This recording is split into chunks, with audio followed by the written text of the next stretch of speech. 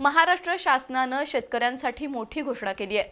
पुण्यश्लोक अहिल्यादेवी होळकर शेतकरी कर्जमुक्ती योजनेची अंमलबजावणी शुक्रवारपासून होणार आहे। सहकार मंत्री बाबासाहेब पाटील यांनी याबाबतची माहिती दिली।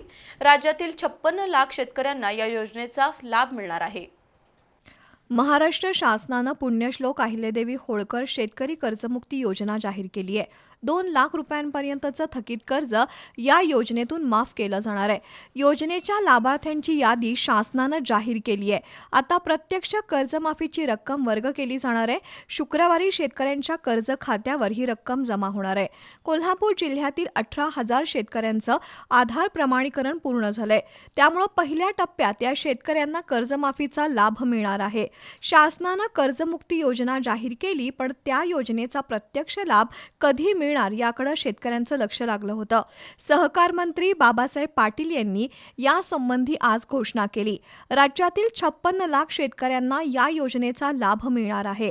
कर्जमाफीची प्रत्यक्ष अंमलबजावणी सुरू होणार असल्यानं शेतकऱ्यांच्या दृष्टीनं ही महत्त्वाची खुशखबर आहे।